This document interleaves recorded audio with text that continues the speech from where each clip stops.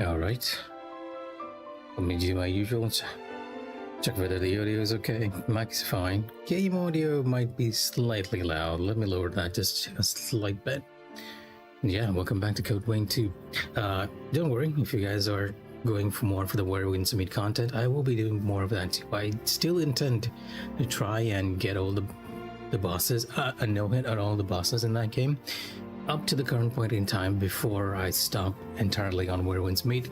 But for today, I kind of wanted to play Code Wayne 2 because I liked where it was going. I liked it, the original, even though it was kind of mid back when it released. And this game is hitting all the right notes for me with the anime storyline and the character creation and everything. Maybe my overall opinion on it will change when the time comes, but for now, let's continue our playthrough. So just really lower that music because it is a bit loud, right?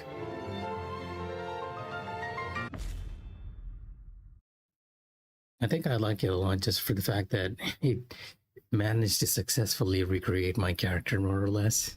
And I have somewhat managed to prevent the clipping on the back of the cape. Well, there is still some slight clipping that I might try and fix now that we're at base before we begin our adventure for today. It's been interesting playing this game. I know the reception to it is very mixed, and I can kind of see where they're coming from, considering the performance issues that I already see on console. And to be honest, I kind of hate that. Like, in an action game, you always want it to be as smooth as possible. And a smooth experience, this game is not.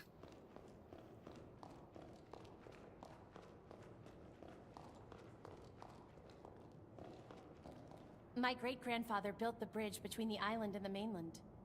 Thanks to him, countless people were able to make it to safety in Magmel. It makes me so proud.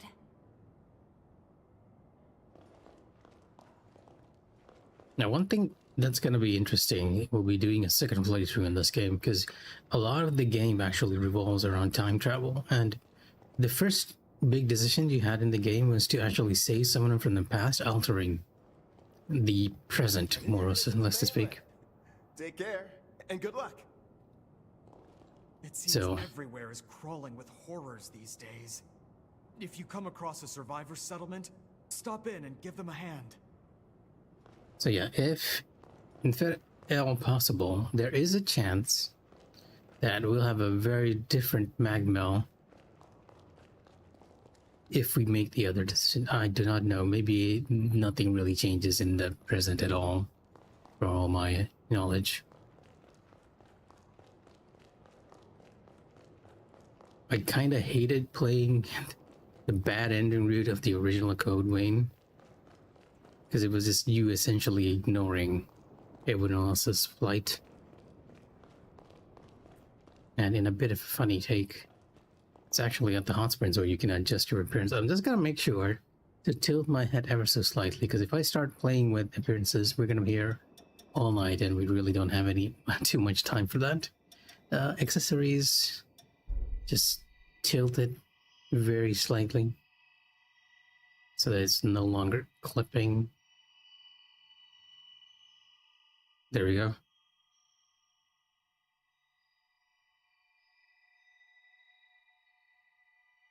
And finish editing. I might also change the color of the face paint here to make it even darker.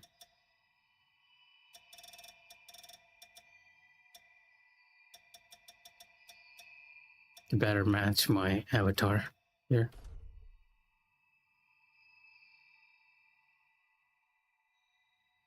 It looks as weird as my avatar too, because it looks like my face is shaded, but not the top half of my hair. I guess I can sort of change that with the color style by changing the base to a darker shade, possibly. Yeah, because that gives it a slightly shaded look. And I can have the highlights be the original lime green that I was going for.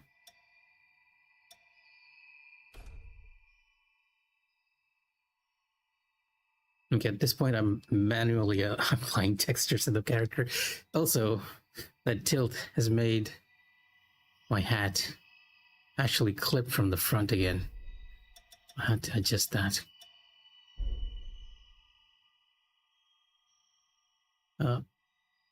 Angle position. I could just scale it out.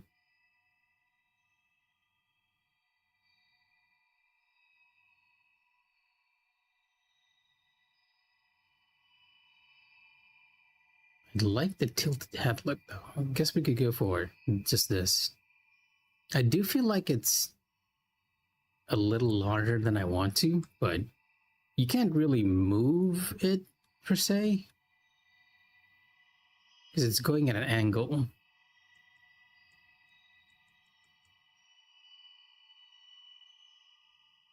Yeah, it's a bit larger than I intended. Is either I take the clipping on the back by angling it upwards like this.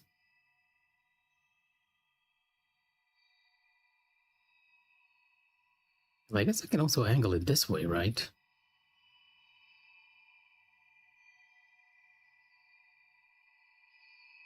Which does prevent the clipping in a sense. No, yeah, it's still clipping. Ever so slightly.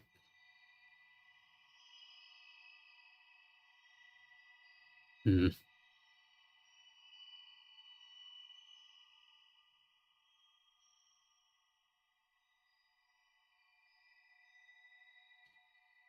Yeah, it's either you scale the hat to fit your character a bit more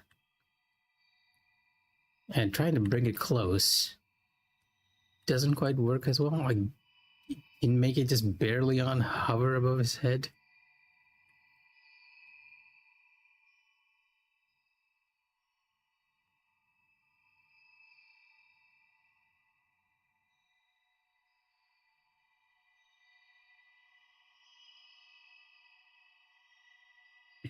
Ridiculously large size hat. I feel like it might have been better if I did not adjust this at all. You know what? Let's go back. Load appearance data. We'll clip the clipping and then just change the face paint. At this point, I feel like I actually cannot get it more perfect than that, how it already kind of is, to be honest. It still feels like it's hovering a bit on my head, which I don't like. But if I make it any smaller, it's just gonna clip.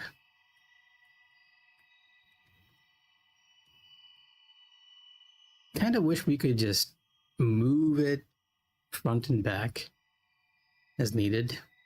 But one thing I can do, and one thing I'll probably finish doing, I'll try later on anyway, is to actually change what kind of armor we have. Well, I guess they don't call it armor in this game.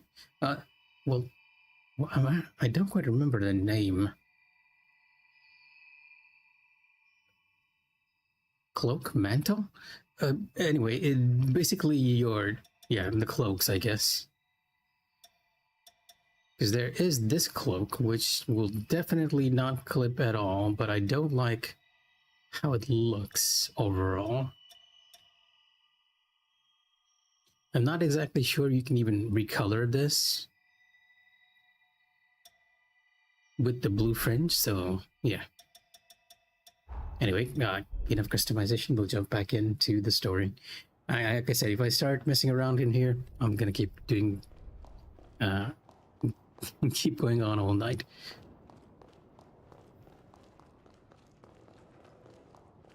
I had a bunch of objectives lined up. Fast travel is currently unavailable. Magmel. A quest list, actually. Speak to Noah. Leviate his request. Travel across the bridge to the mainland. Iris's request is actually not on the main island, so we'll have to do this separately. And I need to find Noah somewhere in Magmel. He might be in the entertainment room, which is on the other floor.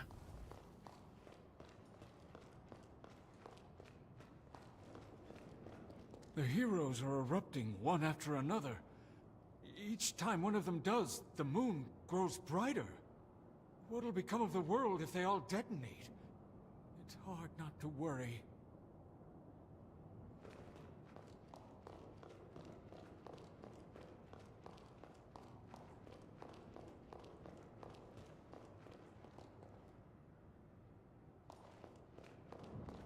Incidentally, we don't have the wolf in the present timeline. Maybe it only appears in the other one.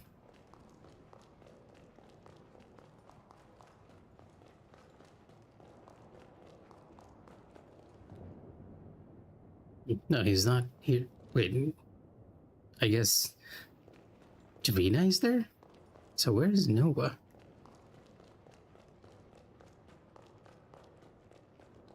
Don't worry.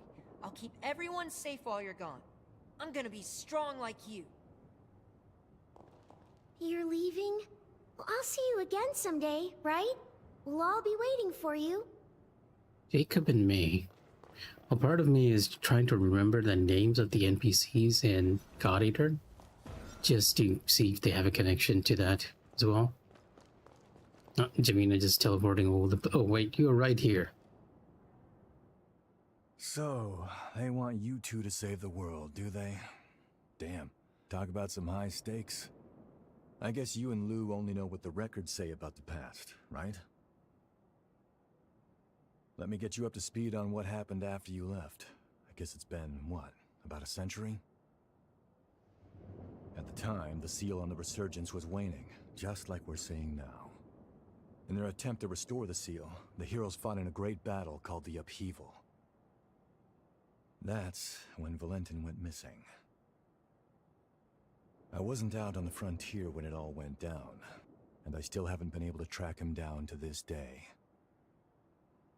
But I'm confident he didn't bite the dust that day. Not Valentin.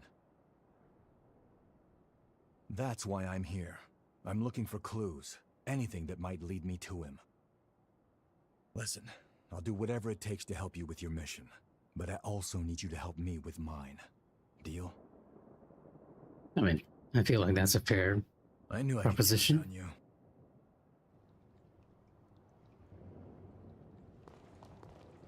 These days, Magmel's been working to shelter human refugees worldwide. That happens to be my current assignment, too. That being said, the past century's had its fair share of troubles. Having the chance to team up with you is the first good news I've had in a while. Hey, you look well. Say, are you particular about what weapons you use? See, I'm in charge of weapons research at Magmel. If you're ever interested in upgrading your gear, give me a holler. I may be able to help. Also, I want you to have this. I know it looks old, but you should still get some use out of it. No, I've taken a personal interest in the things, so if you... Oh, I just got a quest from Noah, but I accidentally... So, oh, he's also wanting me to go to certain locations. Watch yourself, yeah? I can't tell. Well, we're heading to the mainland, so all those quests are probably tied to that. Liviera had a quest as well, but I'm just going to the mainland too. I just hope we don't miss anything, because with Code Wayne, getting the good endings usually involve you being very thorough in your searches. Shall we depart? We shall.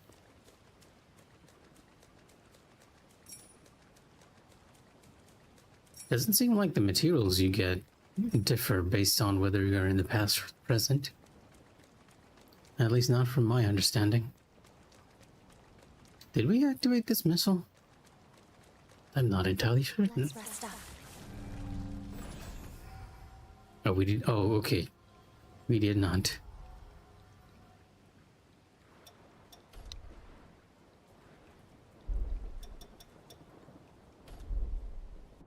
Do I want to talk to Lou before we leave? Something the matter? That bridge is proof that the people of Magmel's past lived. Their wishes transcended time to reach us. But it's not over. We have a story to start, so that theirs doesn't end.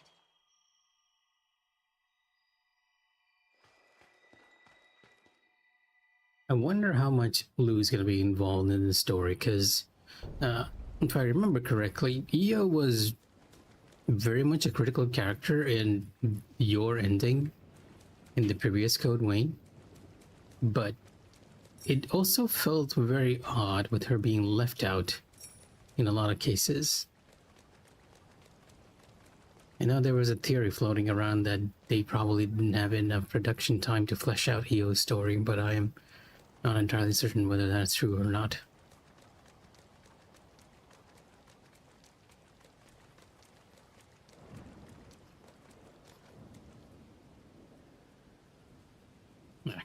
I am heading in the right direction, right?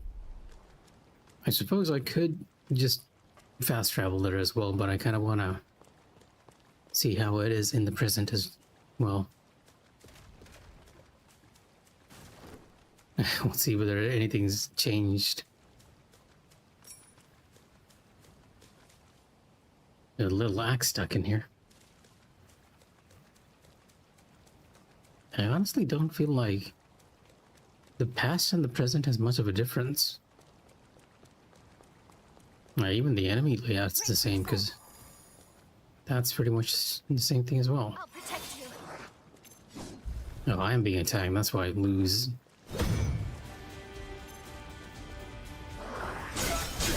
Whoa. Let's pull ourselves together. Here to the end. I have completely lost the parry timing.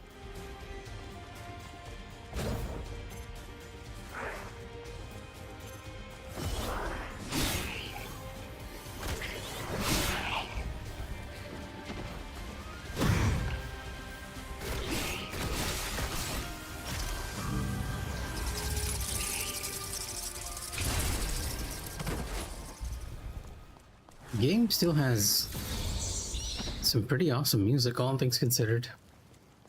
Human Left's blood can just, at the very least, we can farm these guys to make the boosters.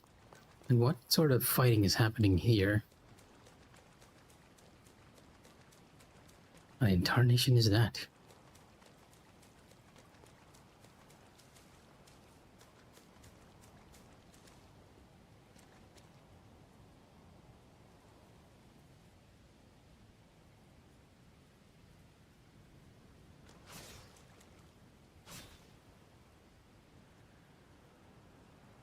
It's protecting something. There's a purple item behind it.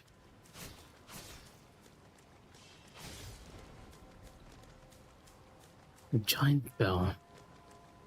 So why am I leaving like golden trails? Tropical coffee beans. I won't hold back. Try harder.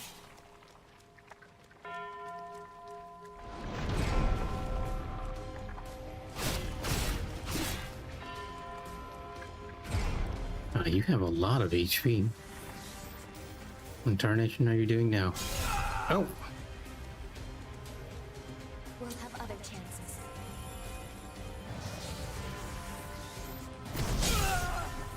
Okay.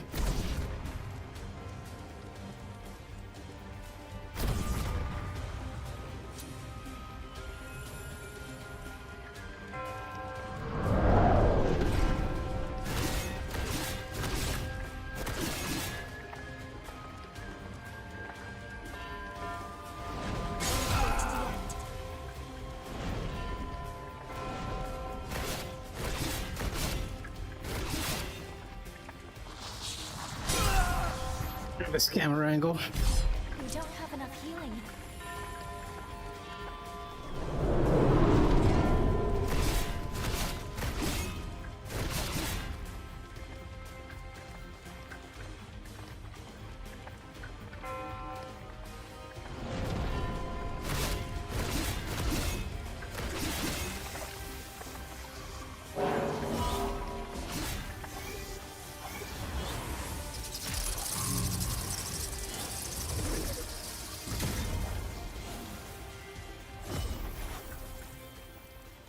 Oh, that's a stamina increase.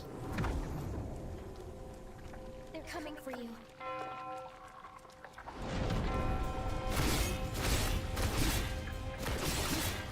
The amount of damage I'm doing is increased as well.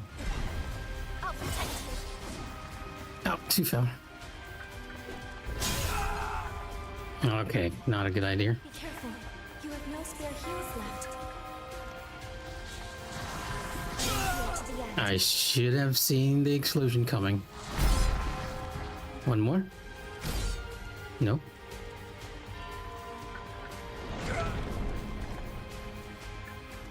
You can still revive me if I'm careful.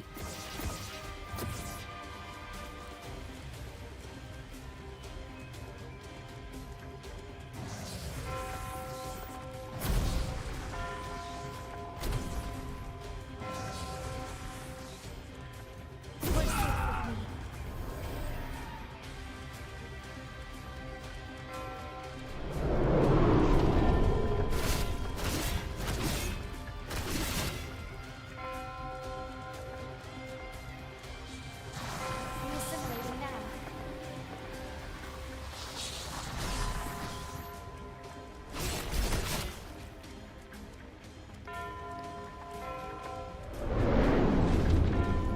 This is the one that gives me the most attack advantage.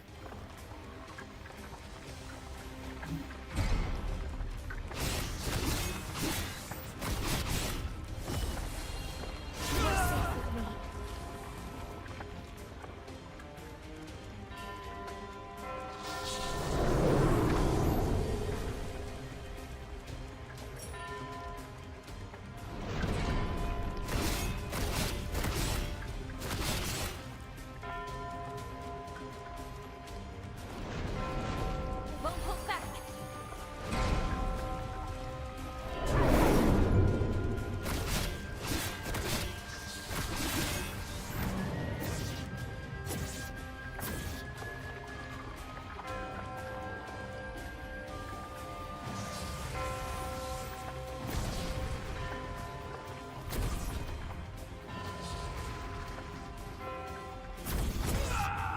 Use it well. Whoa. Oh, we almost had it. I think we can get it a second time. I'll also have to check whether we can parry the bell. Does your body seem in working order? It does. It was around here, if I recall. Should probably touch the missiles as I go along. Oh, missiles. I wonder if it's a rare spawn. And we just stumbled upon it. Might be, considering. No, it's still there. I'll protect you.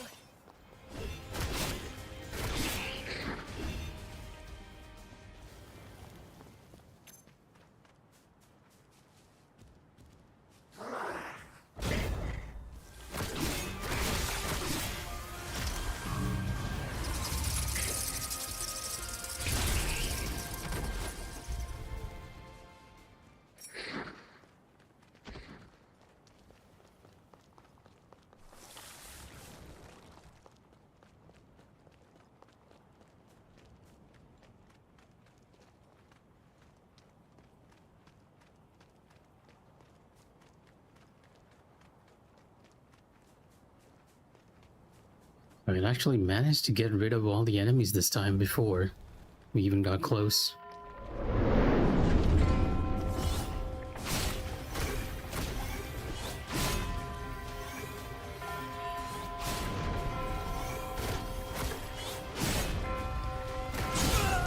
Oh, did not have attack there.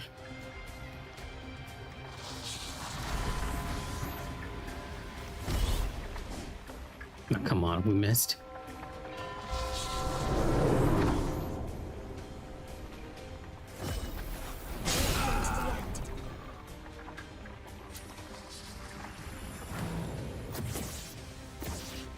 Is this draining my stamina? I can't even tell what it's doing, to be honest.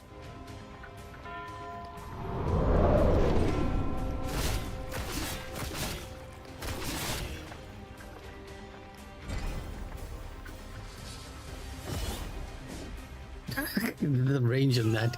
Whoa, the range on the explosion though. Try harder.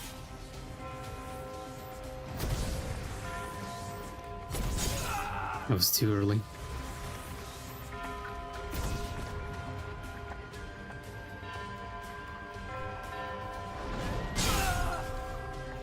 The shrubbery is really blocking my wheel.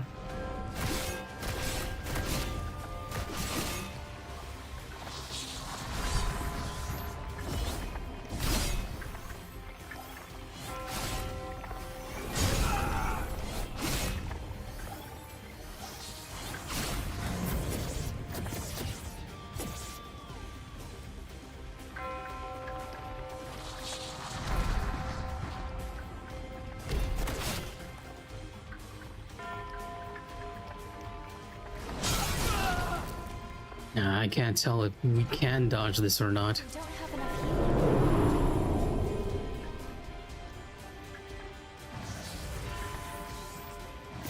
Towards the end.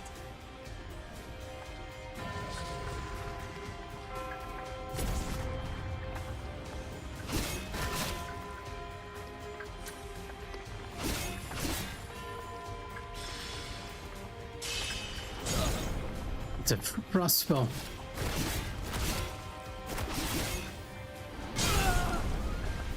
Knock. I feel like I'm partially fighting the camera as well, which is not fun. It makes it hard to see what we need to do.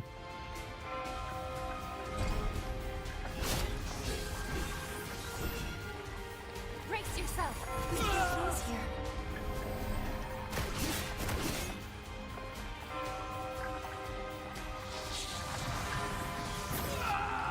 Oh, it still hit me.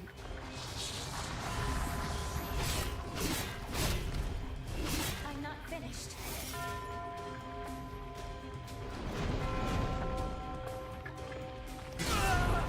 Look out!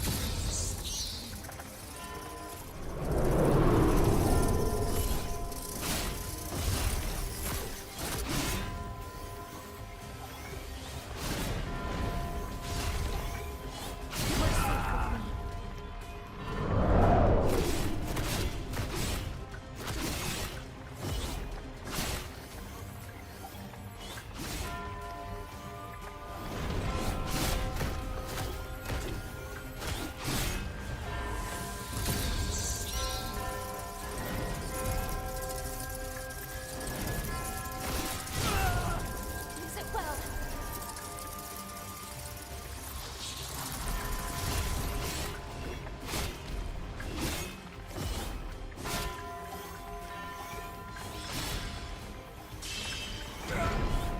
That was a very fast one.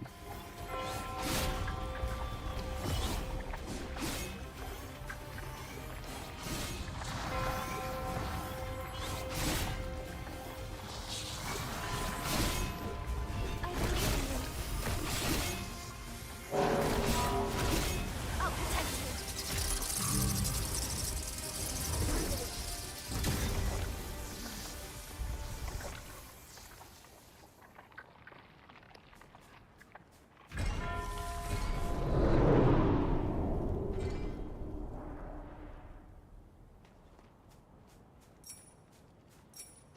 Moon and my heart. Blood is blood, kin blood cells. There's a part of me that wonders whether it was even genuinely worth it actually trying to fight that tainted bayonet. So it was still there. Oh, I still had my haze then. I completely forgot about my haze. If I died even once, that would have been lost forever. What is that red thing over there? It's strands that are coming from the sky.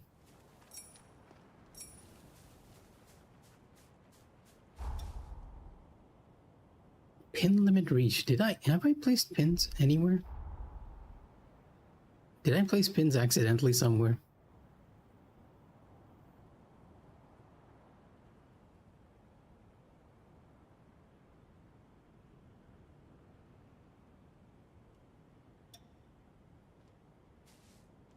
I have accidentally placed pins everywhere by the looks of it. There's a pin even over here. Wow, the game just really opens up. I didn't even zoom out till now. This little island was just a taste of what was to come. I wonder if we can do anything with these threads. Nope.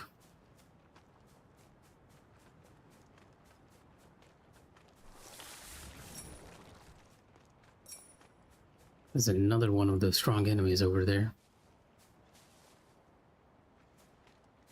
They're not too bad once you know the pattern. The only thing I'm worried about is, are they actually worth defeating? One. And two,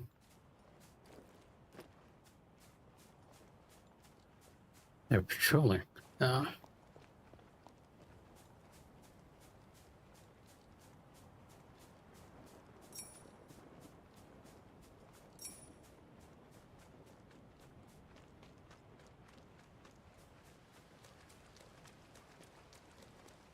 Oh, and two, and whether it's actually worth defeating them now.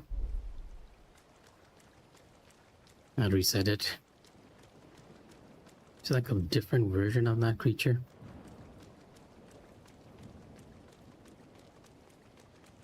I kind of want to check out the cabin over here because I know there was some sort of weird gate that we couldn't tamper with in the past. So I'm wondering if that's accessible in the present.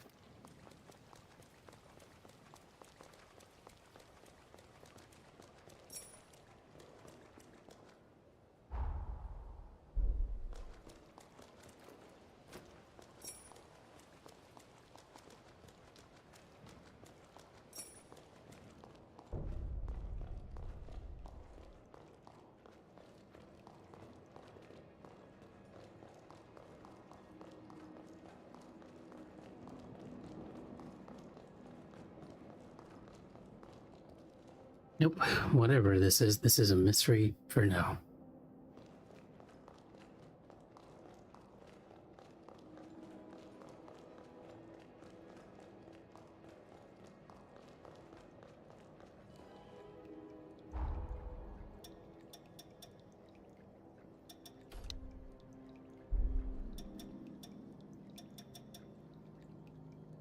So I can level up and everything, but I can't actually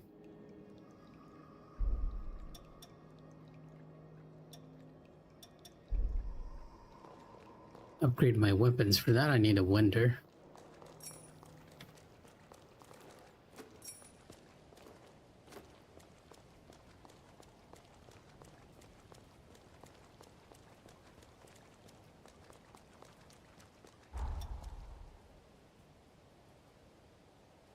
Sort of making me wonder whether it's worth exploring the island a bit more just to see if we can find any changes. Doesn't seem like there are that many, to be honest though. Pull back. Try harder.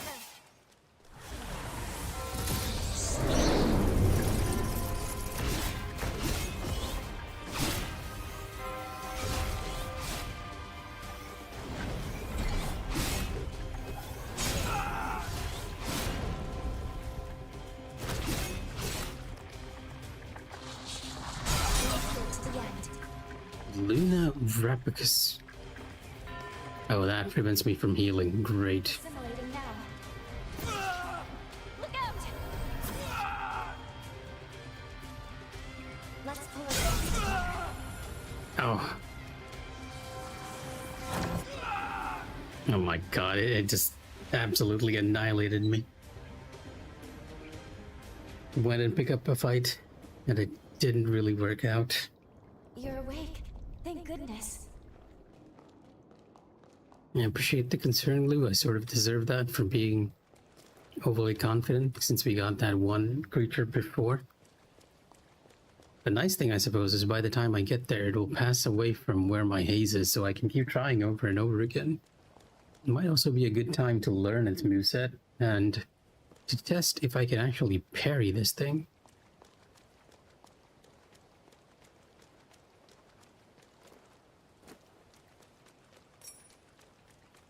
Good thing we found that.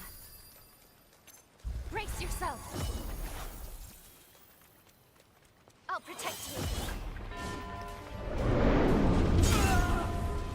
Like, I can't tell if the parry timing is off or if it's not parryable at all. Let's see if I can outrange this at least. It's pretty drastic AoE there.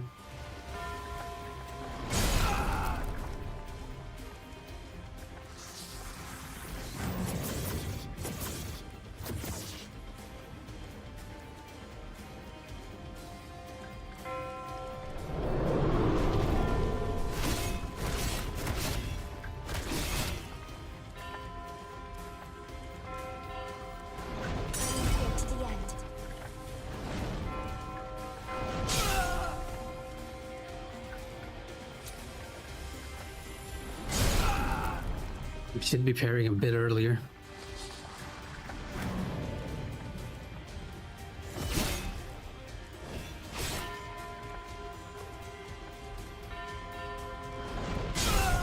Way too early. Let's pull ourselves together. To the end. Okay. Luna Rapicus is actually a healing debuff.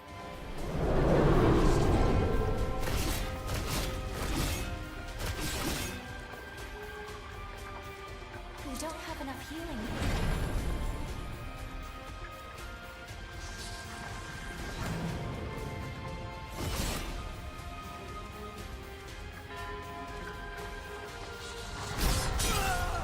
Oh, that explosion, really interesting. Try harder!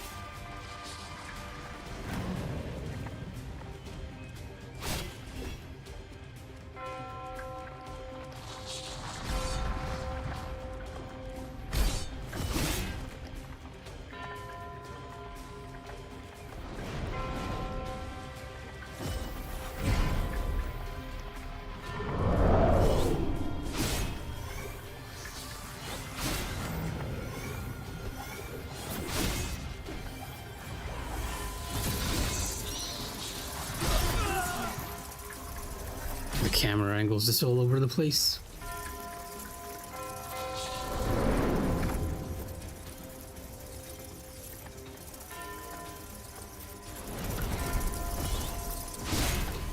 Reassimilating now.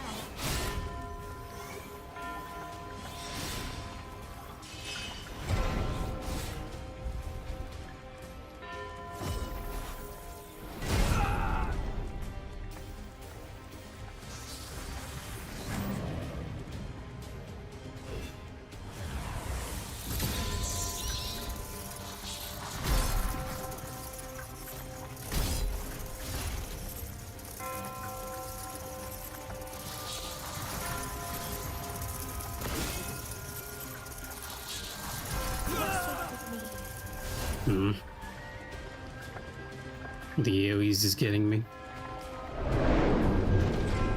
This seems to be the safest move to actually engage her, or this thing yet.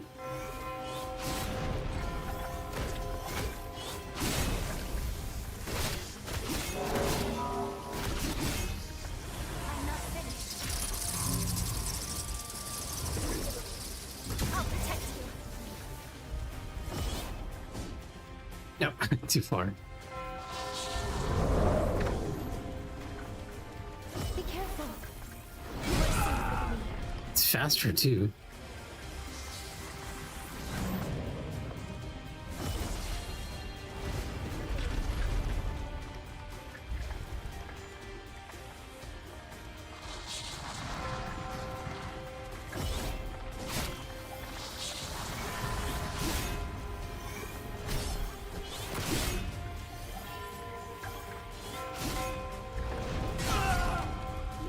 That was stupid.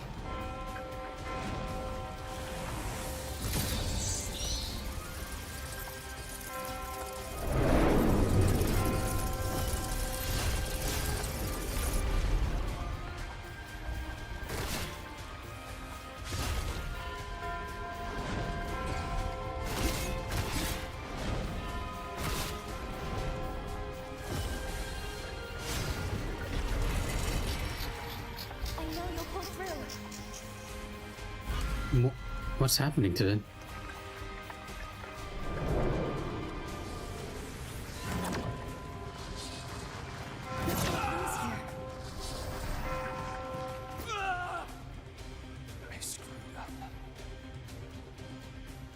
I got so confused as to what happened there at the end.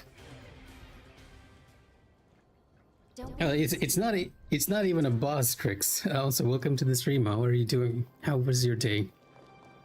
Hopefully it was not as eventful as mine. That's a normal enemy that's just wandering around. It's a lot stronger of an enemy, and we sort of defeated it once. My whole intention on challenging it was to actually see if I can parry it, but by the end I'd completely forgotten my objective and was just fighting it normally. I don't think I can parry a lot of its moves.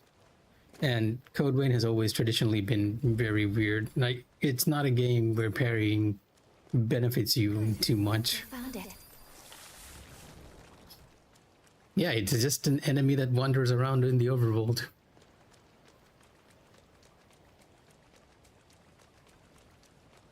Brace yourself. Try harder.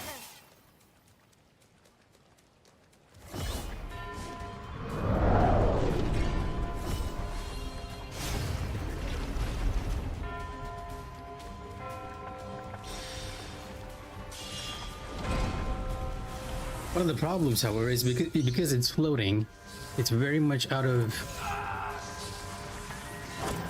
the range.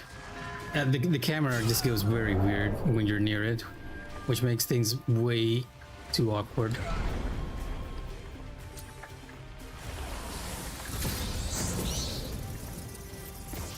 And it also inflicts a debuff that prevents you from healing.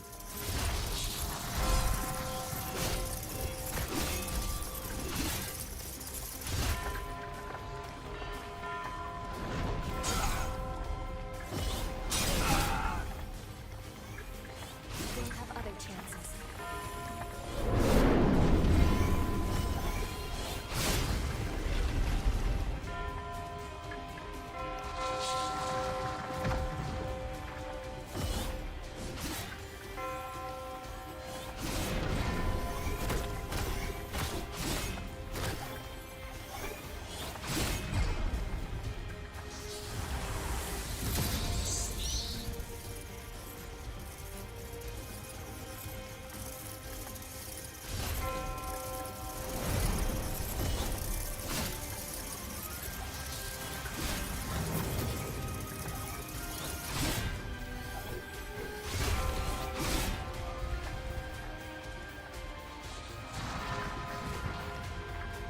We won't hold back.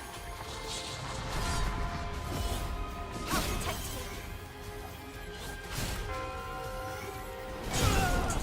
I'm very much just playing Let's pull ourselves together. by its rules, just waiting for it to attack so that I can find a counterattack opportunity.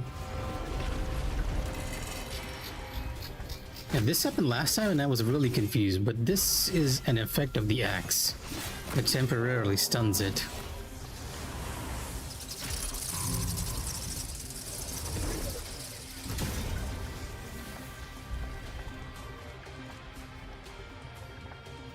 I will get to your questions in a bit, Trix. Oh boy.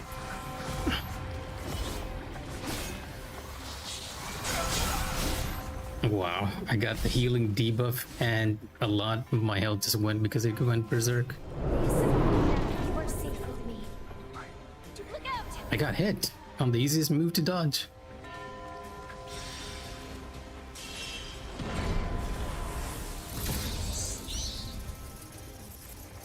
The wings are actually the way I get my MP back in this game.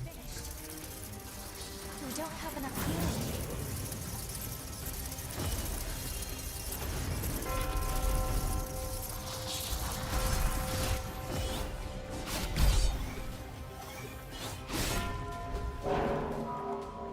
But yeah, not a boss, a standard enemy just wandering around the world for you to try and defeat and farm materials from.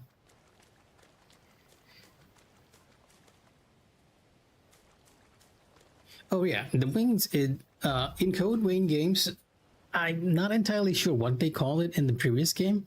I always called it a cloak. Your cloak has the ability to actually take a chunk out of, well, technically just bite the enemy for various effects. And the wings one I'm using, or the bat form as the game likes to call it, allows you to do the bite from a distance, but I can also have it be a scythe or this giant arm. The giant arm is the most balanced, but I was going for, as you can see, very much a mage build. If it wasn't too obvious with the weird hat and all. I am conflicting with all the design decisions this game tosses by having a very saturated character. And in a bit of an odd design decision, Code Vein 2 is very much open world.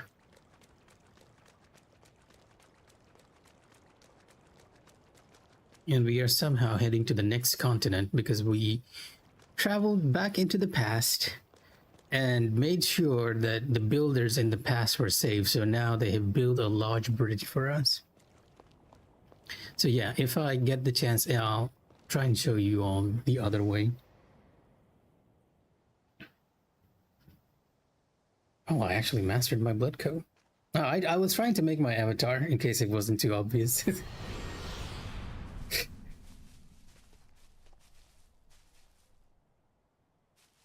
What is this?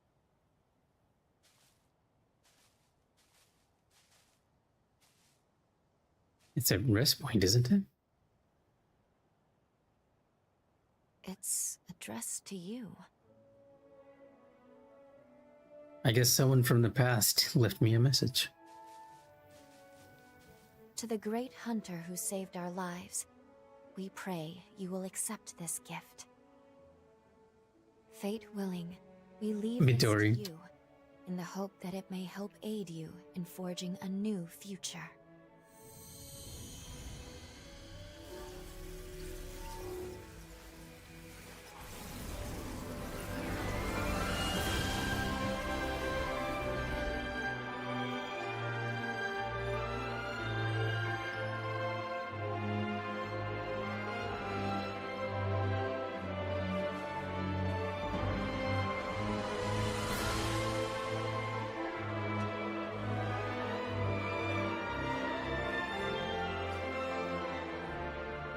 It's come an awfully long way to get here.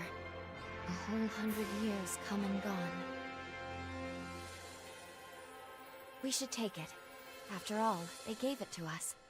And I'm sure it will aid us on our quest. Hitting up a trusty seed. Well, we did help the guy back in the past assemble it, so I guess this is sort of their gift to us. And the other new mechanic of this game is the motorcycle.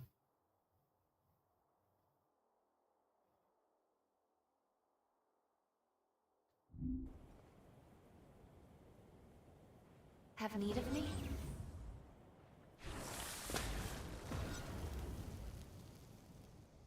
Oh wait, the camera for the motorcycle is not inverted.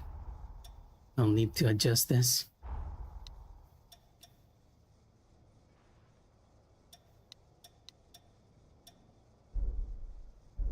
Correct, we are time jumpers. Originally, we only had access to this one island, and then we traveled back into the time, helped the people on this island so that they are not defeated by raiders, and those people built a bridge for us that allows us to now access the mainland, which is our objective right now.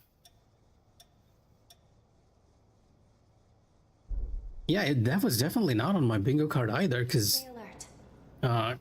for the most part, Code Vein it's very much related to the God Eater series. So it was all about hunting monsters and trying to find a way to actually rid the world of this phenomenon, right? Save the world from ruin. To be honest, I used to be filled with doubt. Alone, the weight of duty felt suffocating. But now, I have you. Together, I have faith we'll find a way. Let's go. Wherever you go, I will always be by your side. And as you can see, we have our own anime waifu accompanying us. But yeah, there's this phenomenon in this world that where essentially all the monsters are actually like very small multicellular organisms that come together to create the creatures. So even though you defeat them, they just form back together again after a while, which is the basic problem that we're having right now. We go together. Shall we rest a while? No serpent sword or anything to destroy us right now. The sunken city lies just up ahead. Let's go over everything we know. A major resurgence befell the city, causing most of it to sink beneath the sea. Almost all of the residents were transformed into horrors, save for a few survivors. This small group of survivors was saved by a young girl. The hero, Jose. Somewhere inside the sunken city is Jose's cocoon. Let's start by looking for leads. Yeah, in a sense, but I'm actually more used to the concept from God Eater, because the monsters in God Eater essentially worked in the same manner. They're very small cells that come together to create organisms, and are just eating everything in its path. And would you believe it? When Code Vein originally released, no one had any idea that it had any connection. Just a very similar art style. And but the end of Code Vein 1, it was sort of revealed that hey, this is a prologue to God Eater that happens. Preventing us from mapping the topography. Let's go. That is happening in a completely different continent to where the God Eater games were taking place. The God Eater games were happening in Japan. Well, this, I believe, is happening in Europe. Or America, whatever. Oh, not Code Vein 2. I have no idea where this is. If I had to provide an explanation, right now we are sort of inside a weird... The present is some sort of weird singularity, which allows our partner, Lou, to travel back and forth from time. And you... You're... a revenant hunter! I'll kill you. I'll kill you. I'll kill you! Damn vermin. I'll get you. Calm down, please. We're not here to hurt you.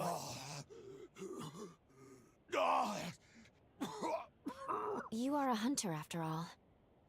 It's no surprise he mistook you for a foe.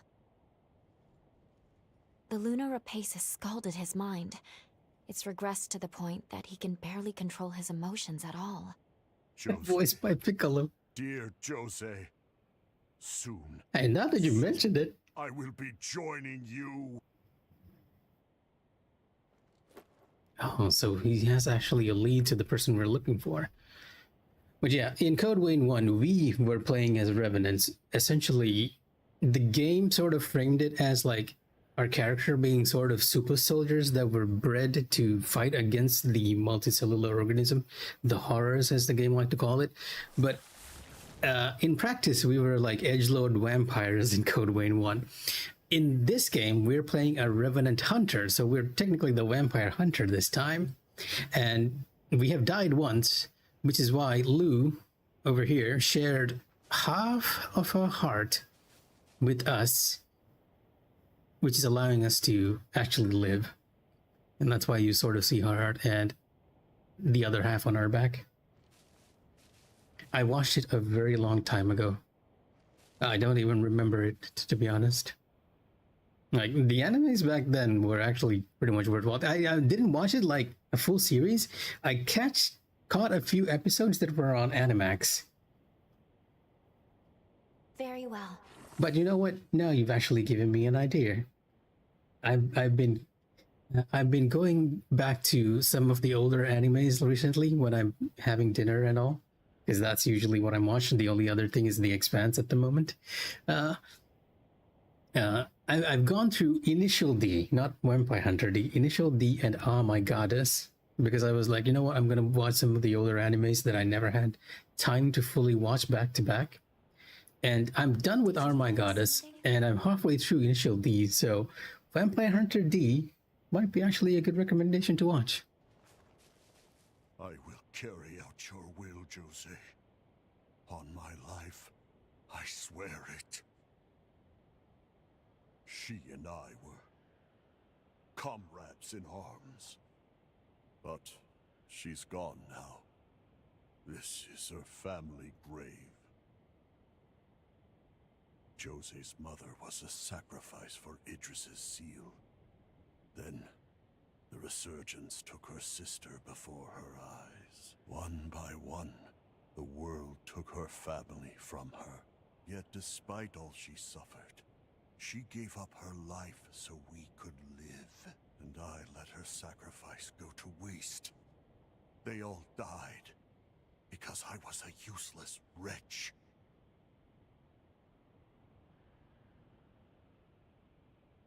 Sacrificial heroes. And oh yeah, in case you're wondering, I think this was a big thing in Code Vein 1 as well, right? Unlike the other Souls games, Code Vein, the original as well, allow you to bring AI partners with you. But a lot of people tended to play the original Code Vein solo. So what they did in Code Vein 2 is allow you to merge your partner into your heart. And this process sort of buffs you in a sense. I'm also realizing that I have a debuff because I'm using the Ogre arm. Wait, is this Bloodline? Okay. And this is the other different thing about Code Vein. Unlike other Souls games, when you level up, you're not picking out stats. Instead, you have what is called a blood code, which is effectively a class system, which you gain by befriending other revenants, other vampires, and getting their blood line of a sword. So this is the balanced bloodline, which I got from Lou. This one I got from another character called Noah, who's like the Dex bloodline. And this is a couple of new ones that I got. I'm not entirely sure what they revolve around. And you want to play to the strengths of your bloodline as well. The blue bodysuit with the flowing scarf is giving Soul Reaver, by the way. You know what? I didn't even think of it, but I was actually just pretty much just designing this character entirely to look like my avatar in the corner. You do have a couple of options for the cloak, but I felt like this one reached the best because you have the option to recolor everything. Like, this is complete customization. And the customization in this game for your character is the best anime character creation I've ever made. And Code Vein 1 was also the same, but this actually takes it up to another level. It's options upon options and upon options. Okay, I just changed my blood code to something else. I want to level up all these, because usually leveling up a blood code allows you to get the higher rank one. Characters. Strength, Dexterity, Burden +2, range destruction power up at low LP. This might be a ranged one. Okay. I'll use you as our bloodline now. Maybe go for the Ogre one. It's not overburdening us. And change my weapon to the bayonet.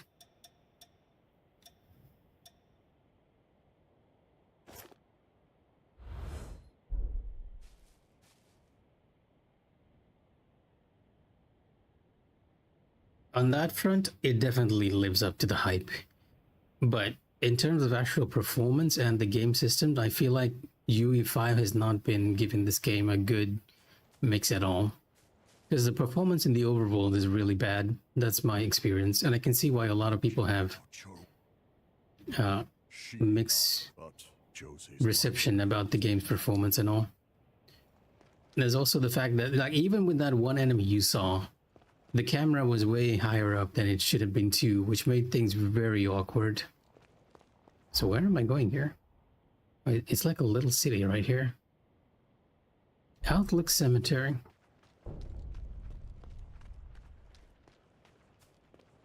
And this is the road that we came from. Kind of weird to have a cemetery in the middle of the highway, but we'll take it.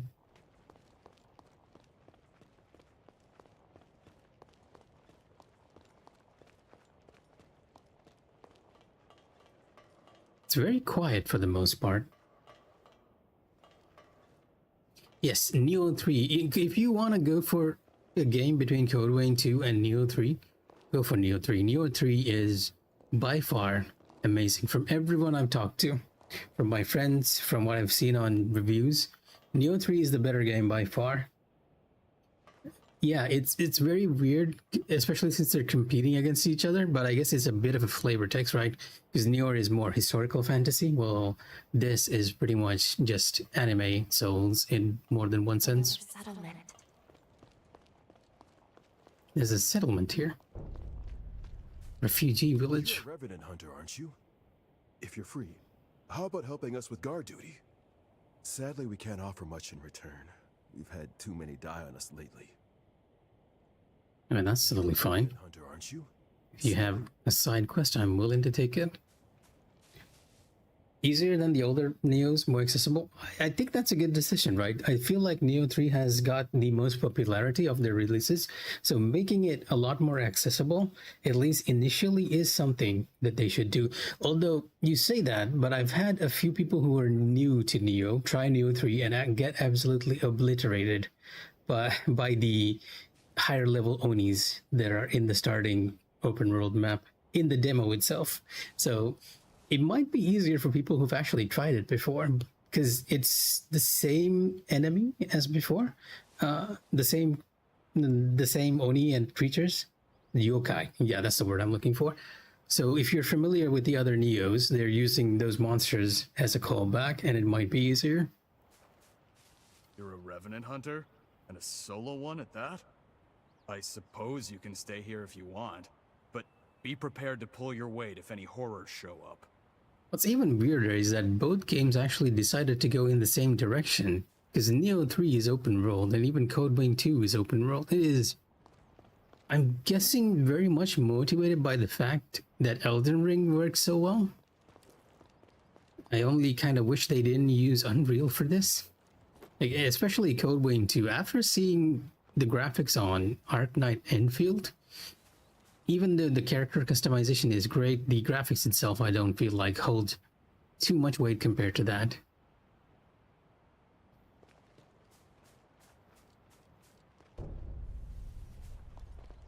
I'm with you all the way. I feel like it's the same with Wilds as well, like, because I've seen someone who's completely new to Wilds just fumble the first two hunts. So if you're more familiar with it will be like if I introduce someone to God Eater and they're just confused as to what is running around. But meanwhile, God Eater 3 came out and it was considered the easiest among everything. And I feel like a lot of people actually recommend God Eater 3 as a starting point because it is much easier than the other two. Except when you get to post-game. Once you get to post-game, all bets are off. Like any good monster hunting game. At that point, it comes down on you hard. Funny thing you mentioned, I feel like Code Vein 2 is easier as well. Like, considerably easier than Code Vein 1. I remember having trouble with Code Vein 1 a lot. The second boss in that game obliterated me. Like, there was this one floating butterfly lady, and she had poison and the second boss. That was rough. The caravan should have arrived by now. Maybe this place is done for too. They say this place was bustling when Jose was running things. I find it hard to believe with the way things are now. But yeah, you're sort of seeing the loop of this game that I'm guessing is basically what's happening each time. You see the situation of the past, or rather the present first, and then you jump back into the past, fix things in the past, and when you come back, this area is slightly better off than before. Slightly. Not much in the environment actually changes, to be honest.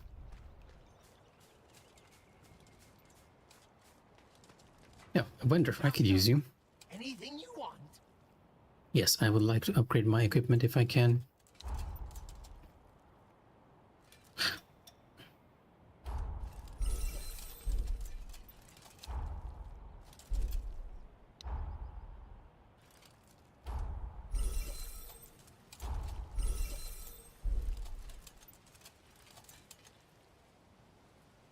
Come again. Team Ninja has been knocking it out of the park, though I feel like Ninja Gaiden 4 was less well received because it had that Ninja Gaiden difficulty going for it. In a lot of ways, I think people feel like what? There's another creature of that right there, scanning the area. Can I actually walk? No, I guess this is a shallow area. That's why it's over there. It's giving me a preview of what to look for, huh? What are you buying? Not the Resident Evil merchant, but close enough. That madness. Skill issue. I wonder. Hey, have you seen an elderly revenant around? God damn it, he keeps wandering off on us. Poor bastard ain't right in the head. Not since the lunar rapaces fried him. Even so, we can't fend off the horrors without him. Oh, now that I think about it, I did not actually check your words. Welcome.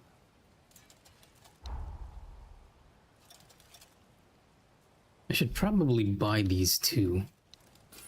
Because if I remember correctly, having items makes a huge difference in Code Vein. And you're giving me skills as well. Blow of Madness. Breaking an enemy's guard. Oh, this is a Runeblade skill. I kind of like Runeblade, so I'm going to take that Halberd skill.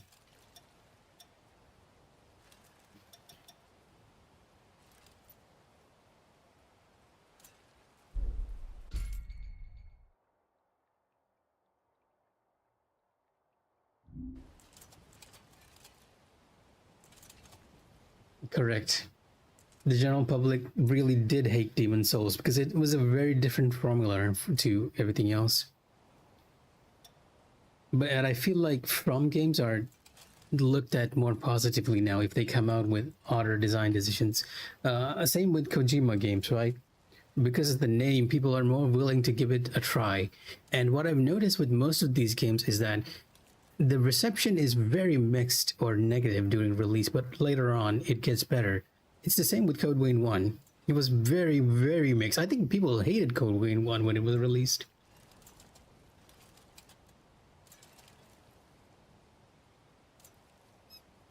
It definitely had a comeback during Dark Souls 1, which is why you had the Prepare to Die editions released later on.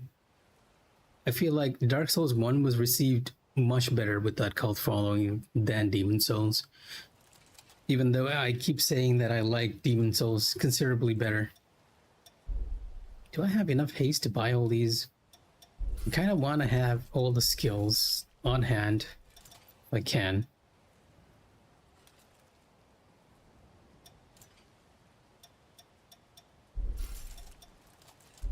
Oh, pepper and eggs are unlimited, but milk of vinegar is limited.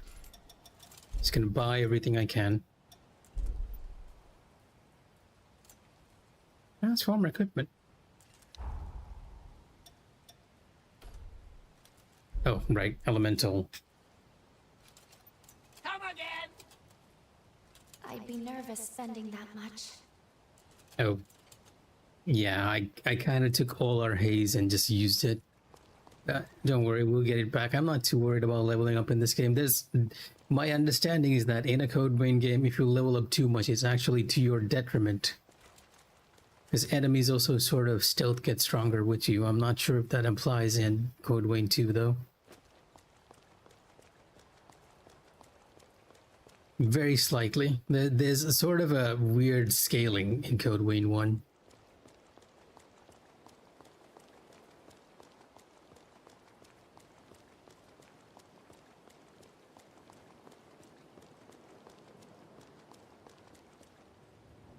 Not enemy scale. What they did was, if you try to power level up during the game, the amount of EXP, they dock the amount of EXP you get from a certain area. So if I try to power level up in the first island, over time the amount of EXP I'm going to get from those enemies will get lower and lower. So it takes longer and longer for you to level up. That was how they scaled the enemies. So power leveling was very much discouraged in that game. Brace yourself. Try harder.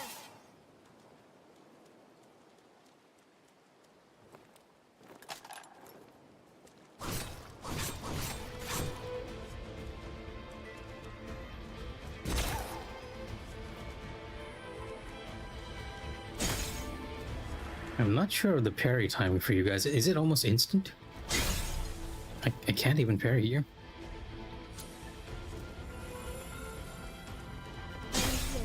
It's too early. And you are inflicting poison on me. That's very early on for the game. Nicely handled. Yeah, and you're sort of seeing the ogre arm here instead of the bat one.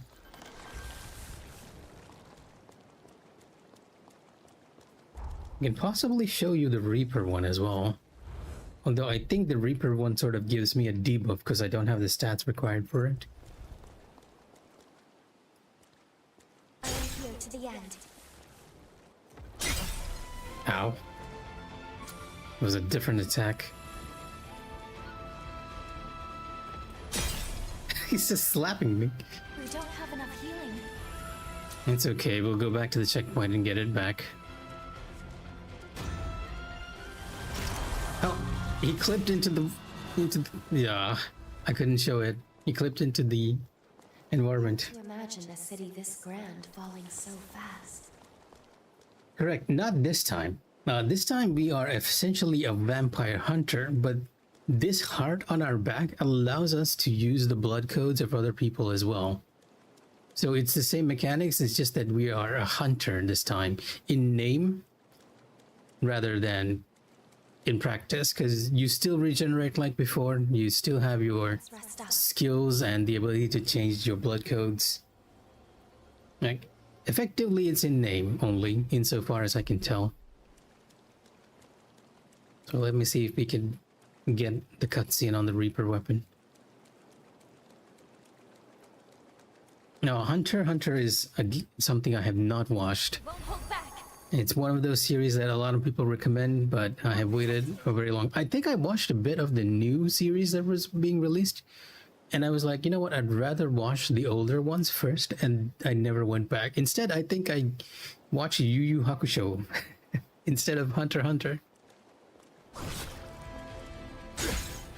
Oh, you have a fast and a slow parry. Now we have two people. Ourselves together.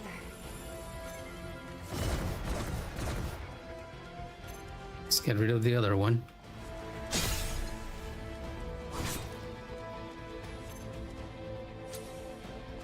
Well done. The bridge is actually preventing the scythe animation from playing properly.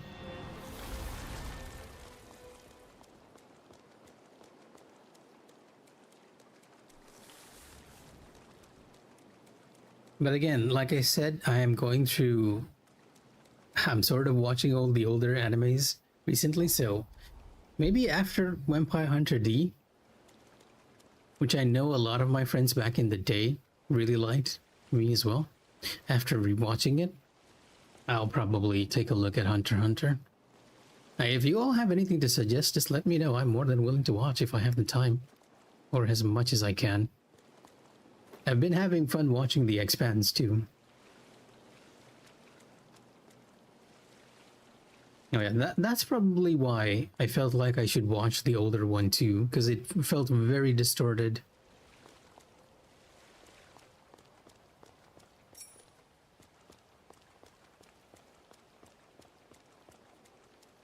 So I can't decide if this game looks good at times, Because there are times where I feel like it's looking very good, but then I realized that Enfield came out a few days ago, and that even looks better in the anime aesthetic Beyond here. without the City performance. Center.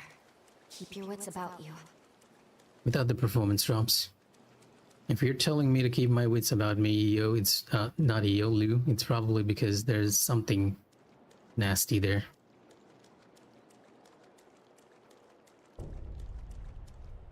Have need of me? Well, we might as well try and take this together. Brace yourself. Fight to the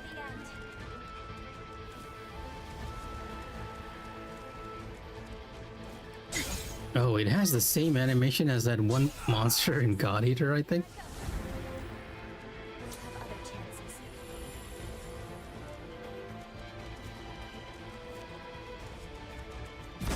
The sound effect's not playing? It doesn't feel like its swings has any sound.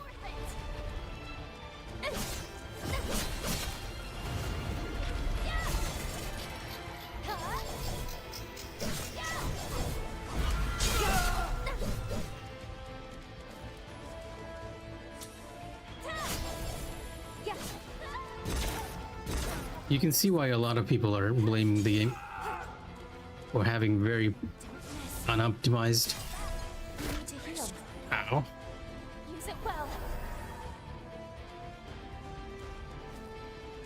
You are really aggressive too. The lack of sound is throwing me off though. And I got one shot.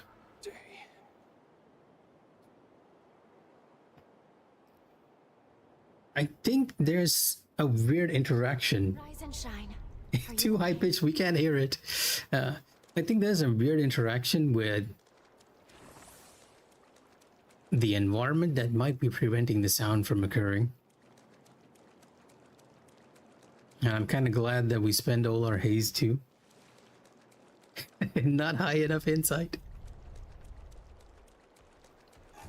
Won't look back. Whoa. Now we can hear it. Ow. Ow. Calm down. Look out. Let's pull ourselves together.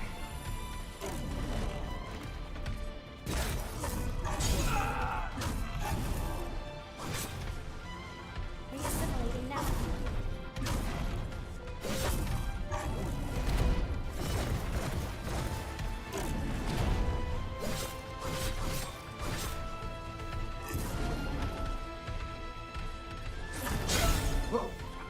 Not what I was expecting.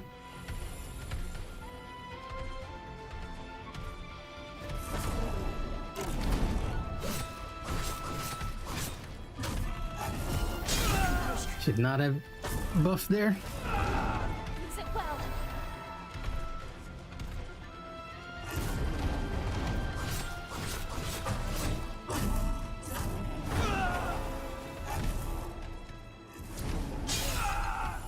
Really? I'm not finished. We need to heal. We don't have enough healing.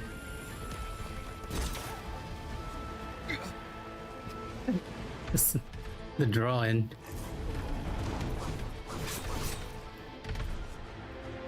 I'm being way too passive.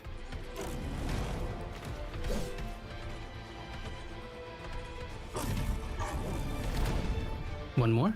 No? 1, 2. Brace yourself. Fight to the end. I'll protect you.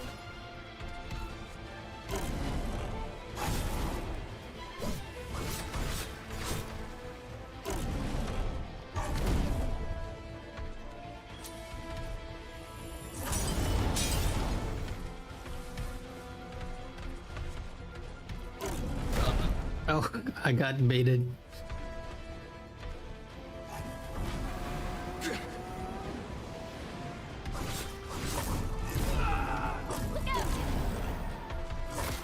Ah, never mind. Mikha passive Washko. Yep. The nice thing about this though is that there is a missile right next to this guy. No matter how many times it takes. No, at least Lou is okay with me dying so many times. I'm trying to see if I can parry this thing, and I'm not entirely sure whether I can. With a lot of the larger monsters, I'm always questioning whether the parrying is the better way to go, because I know parrying was a bad idea in the original Code Vein.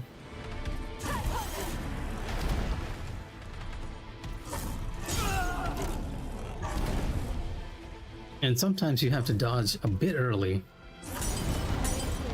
Ow.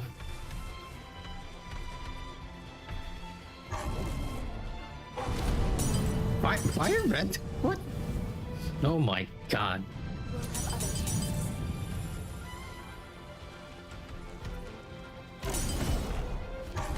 I don't think I can, because it's going through my shields.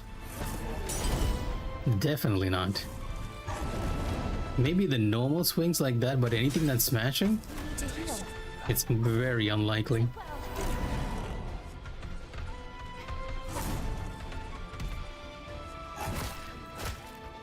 Okay, never mind.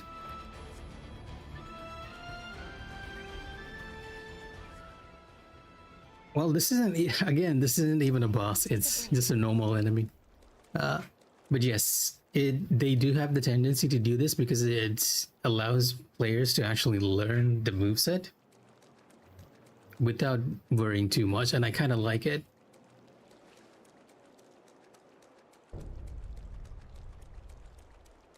Because you can immediately just head back and start learning the pattern as much as you can.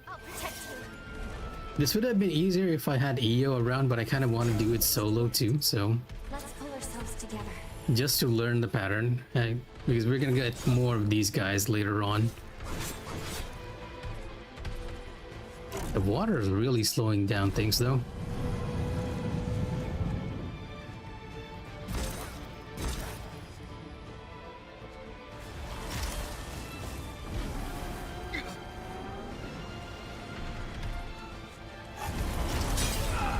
I can't even parry with the scythe.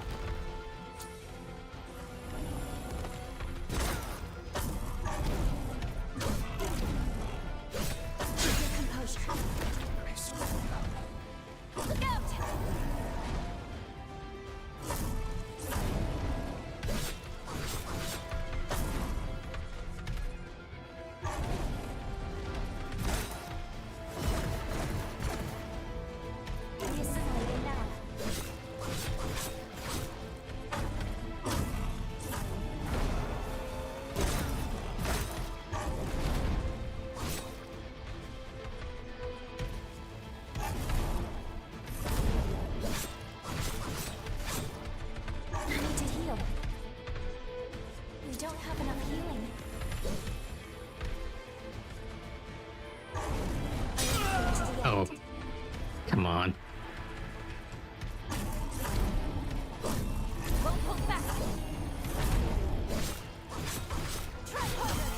You don't even stagger easily, do you?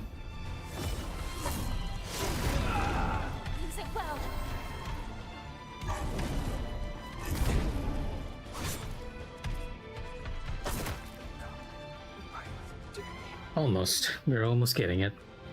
Not too worried. Don't be hasty. Take your time.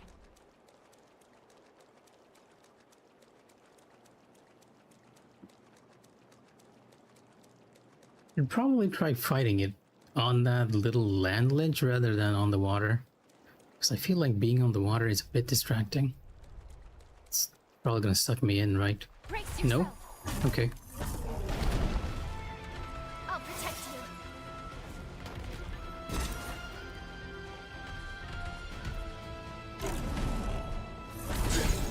Oh, come on. I dodged that. And that's the early one.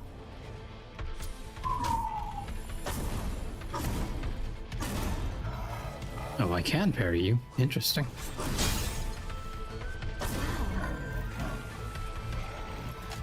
I don't have a strong attack, it's a reload.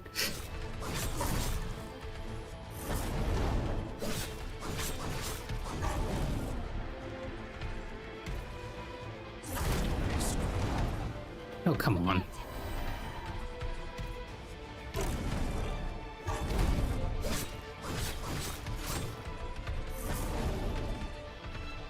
We'll have other chances. I'm not finished.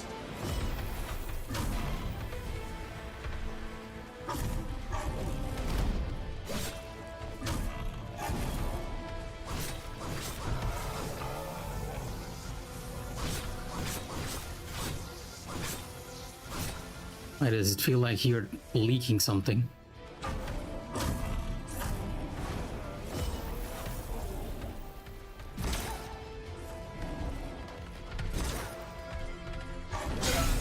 The kick.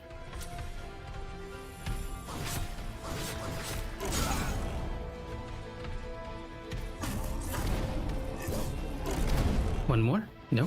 Okay. I won't hold back. Try harder. Oh, I hate that that We don't have move. enough healing.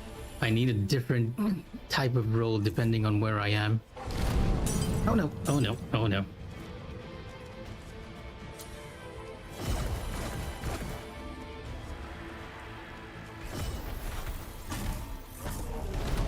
Did my lock-on cancel? It did cancel.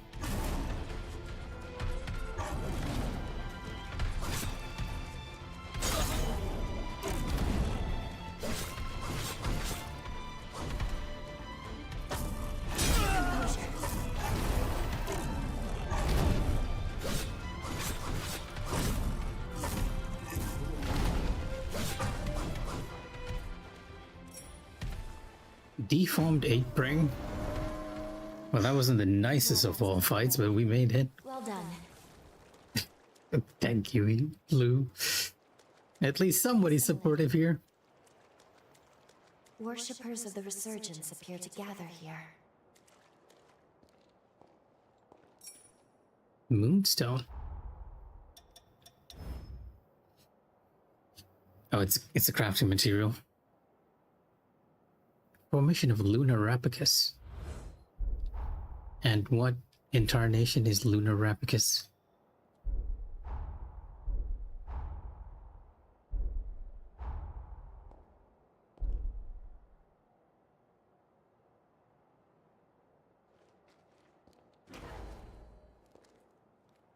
We go together. In case you're wondering, I'm trying to remember how to get to the database. I have completely forgotten. There we go. Because we heard something about a Lunar Rapicus recently, and I don't think we actually got an entry to that.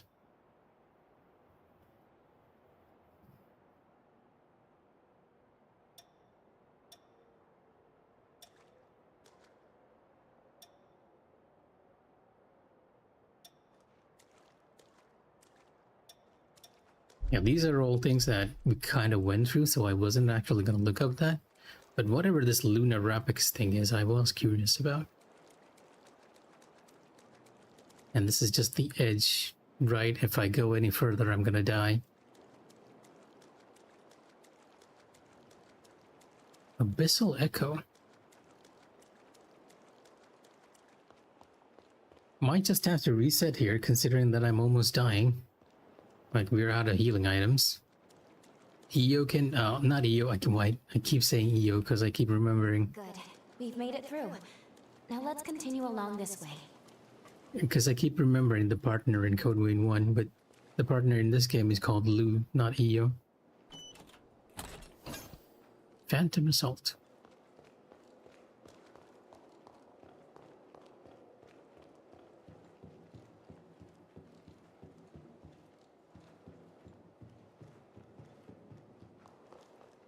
Now that I think about it, it might have even been possible to just avoid that creature by entering the Abyssal Echo and going around it, which might have been the intended way to do it.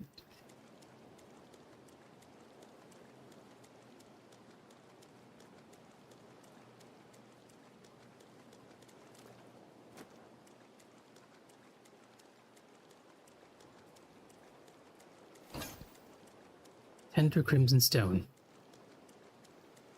Also wondering if using this as a gel is working out for us.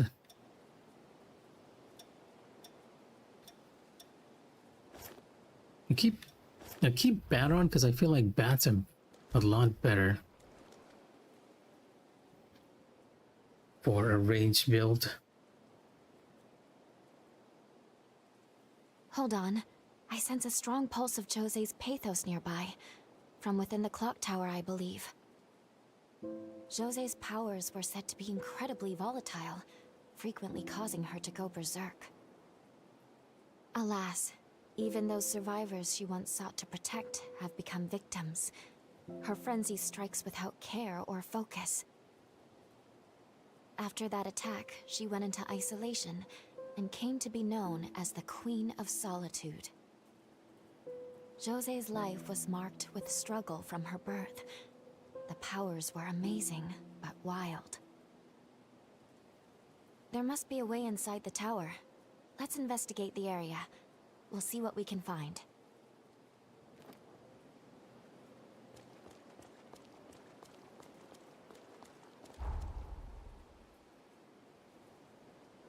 A very linear path at the moment. I'm almost reminded of the original Code Wing. Tower has seen.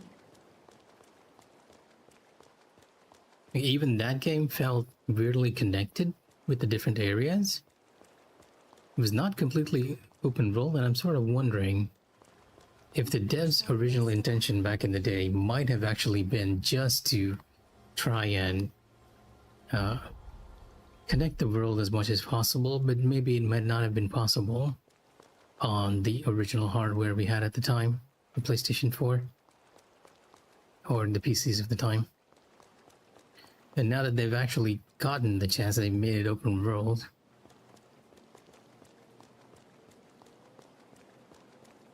The open world itself, however, sort of feels like the weakest point in the game.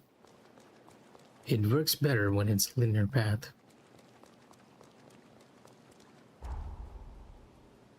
Now, there's a map jammer in this area that's preventing us from seeing anything. They probably want me to go into the tower as much as possible, rather than exploring. That's one of the problems that I have with an open world. Like, if it's an open world, I kind of want to take my time and explore a bit before I proceed. But with this game, I feel like it's better to just go for it. Just follow the linear path as much as possible.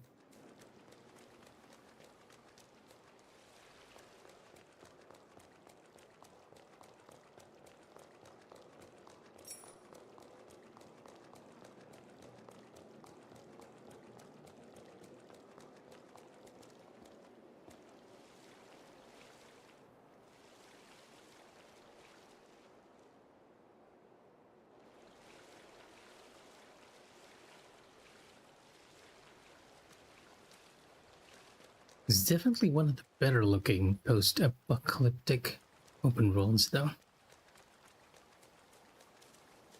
It feels a lot more fun to explore, at least.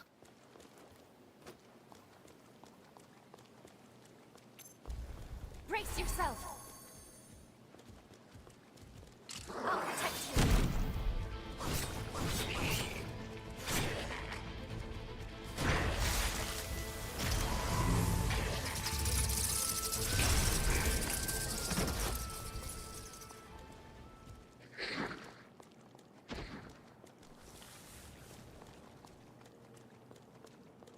And I gotta give the game props for the amazing music regardless.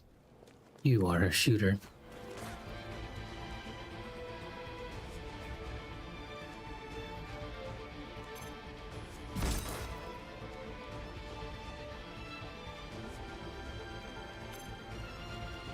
Nicely handled.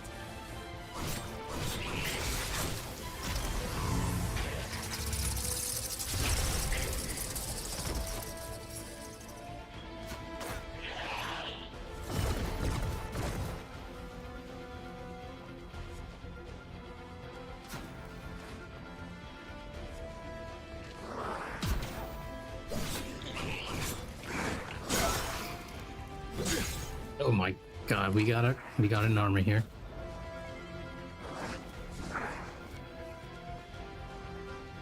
Time to back off and take some cover.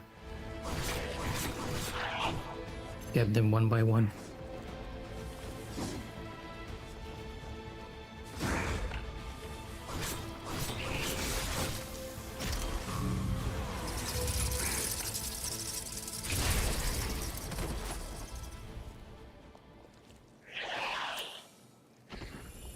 It's a large one. It's also protecting a gold drop. Won't hold back. Try harder. To the end.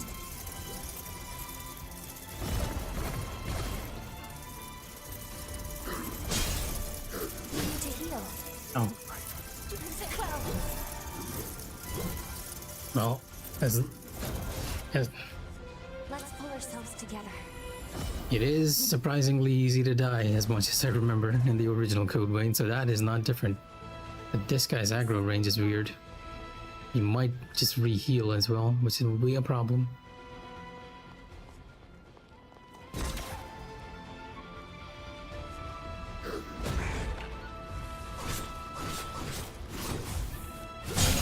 A fire attack.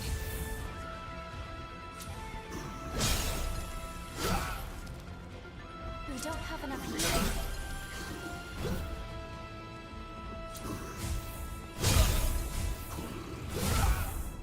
I feel like I'm waiting too long for everything.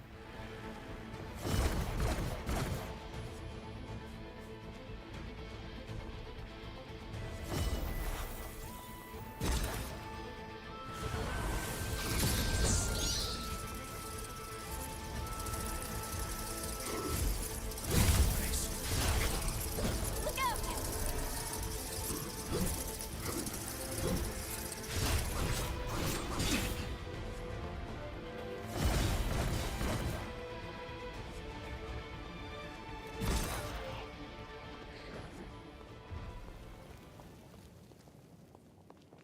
All this trouble had better be worth it. We're going off the beaten track. Thank you, Luke. Blazing Roar. Oh, Brace yourself. I remember this. I'll protect you.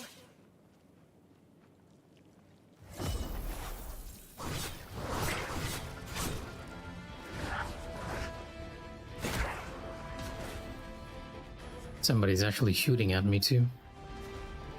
Yep.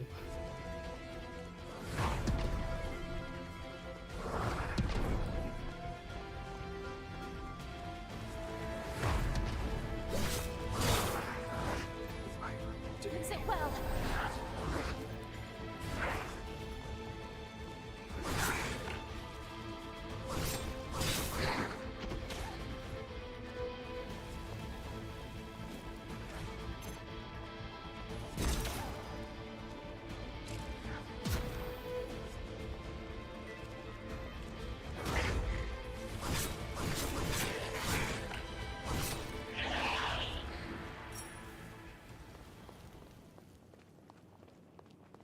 It looks like Lou returns immediately after a battle. There's no hostiles. Lots to explore. But I'm kind of running out of time for tonight's stream, so let me see if we can continue the main story for a bit.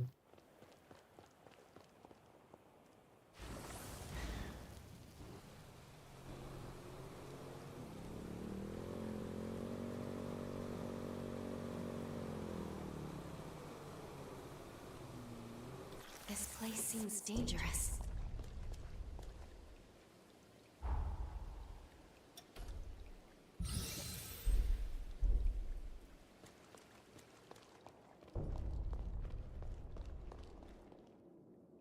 Jose's output. Outpost, not output.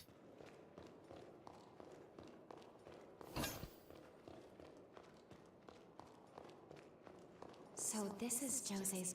Let's search the interior and make our way to Jose's cocoon. Right there. As long as we can find a path to it.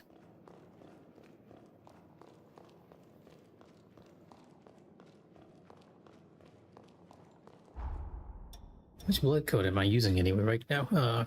France blood code. Caritas.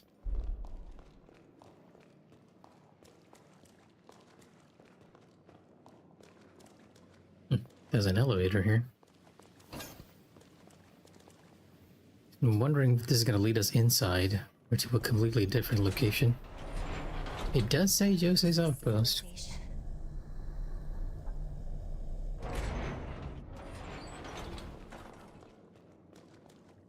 Oh, it's a dungeon.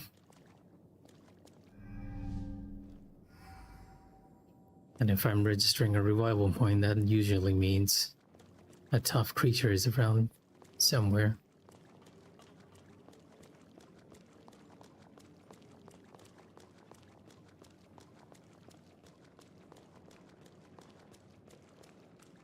I won't hold back. Try harder. Yeah, and that's what I was worried about, which is why I backed off.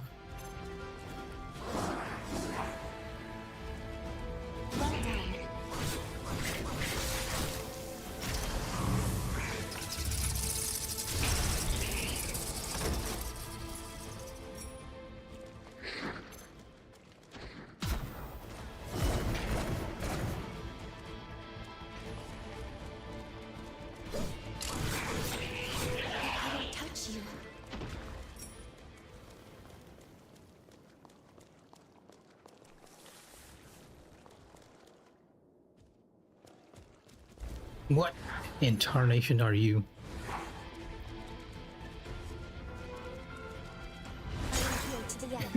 The kick.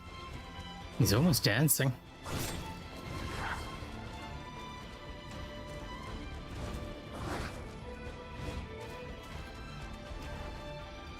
Here I go. Oh, Lou's sort of serving as my defense. Makes sense, all things considered.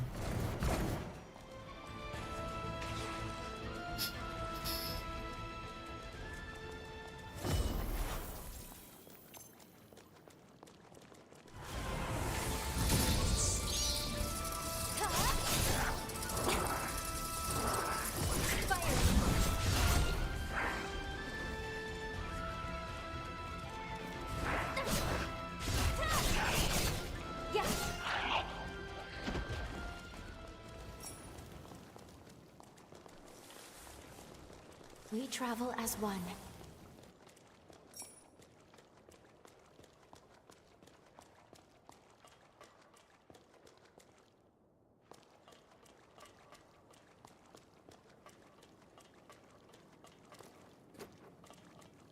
There are a few layers to this place. Not too many layers by the looks of it.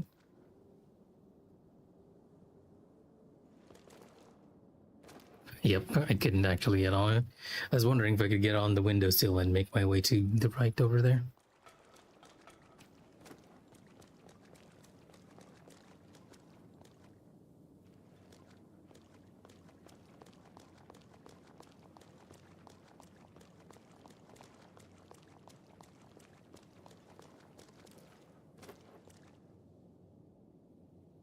Gives us a nice look down there. And one guy ready to ambush us. It's still suffering from the same problems that the original Code Wayne had, which is that a lot of the enemies are just waiting for you to drop by so that they can ambush you. And if you usually see an item like this, it's better to play it safe first. Buying trap. There are traps in this game.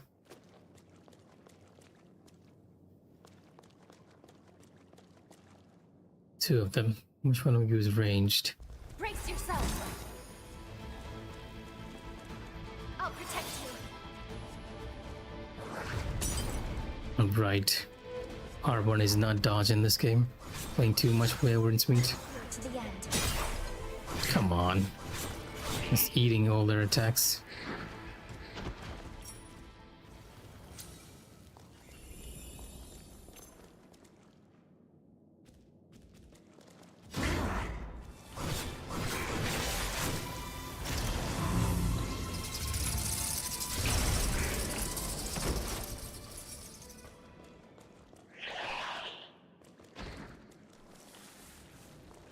There's an item up here too, which is why I actually went over here.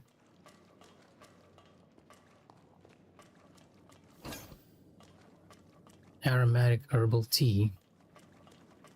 But is this the way to proceed?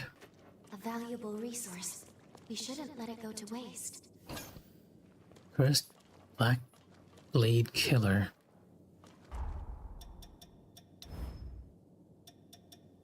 Two-handed swords. Oh, it's a great sword. I don't think I have a blood code for strength yet, though. Slowly and carefully.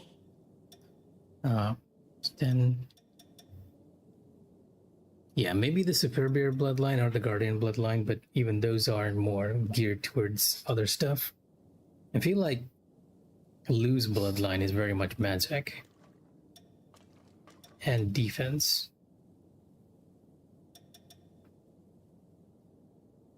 Well, Noah's is more, if I had to say, it would be Dex.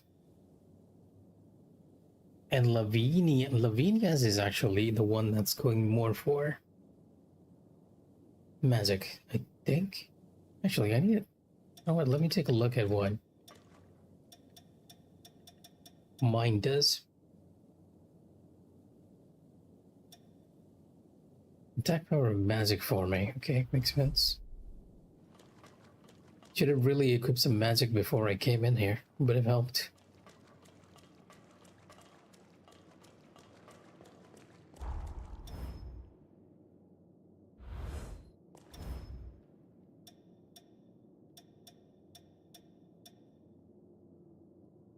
On lightweight weapons.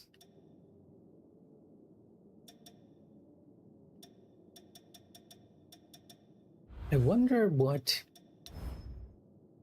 the bayonet is considered. I mean, it's scaling with willpower and dexterity, so we do have a good blood code on us.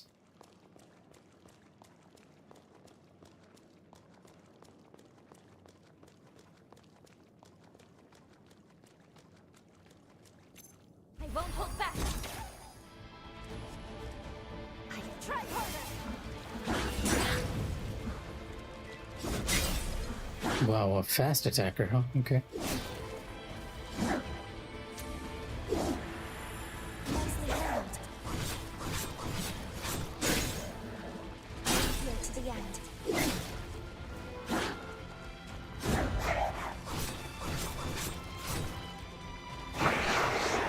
We don't have enough healing.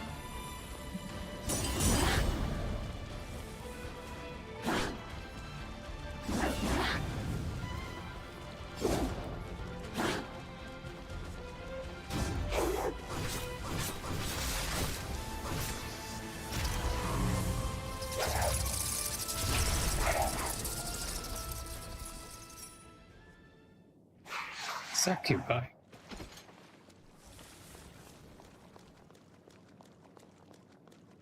You've healed all that you can.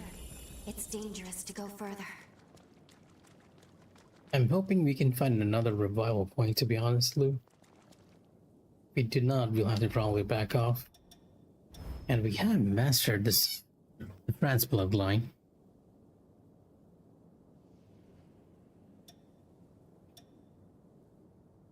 You are a balanced code. Caritas. I'm not even sure where I got this from.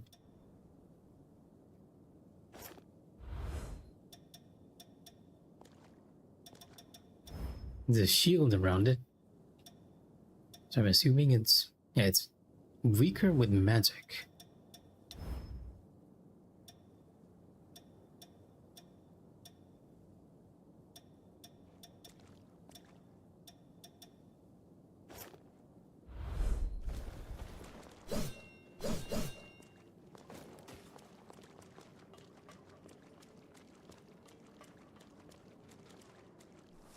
Oh, nice. We ran out of resources right when we got to a missile.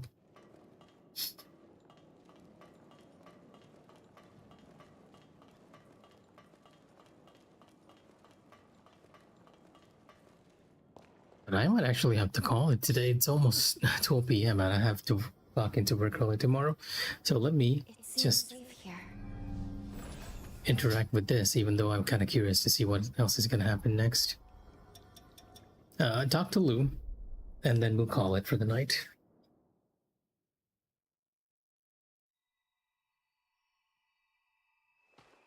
Something the matter? Let's take the bridge to the mainland. Something the matter? It would seem Jose's cocoon is somewhere within the clock tower. Let's search within and find our way to the cocoon. Now, if only the game performed this well in the actual gameplay segments, and not only here. But yeah, nothing new from Lou, but I'm trying to make sure that we come across as many conversations as we can with her, just to avoid any sort of bad ending or anything. But yeah, that's gonna be it for me for today. Wait a minute, can I actually save him? Good, yeah, I can. Hopefully we'll start in the middle of that dungeon, but with the missile we can actually transform there. If anyone's watching, take care and good night. I will call it. It's Mikha, signing off.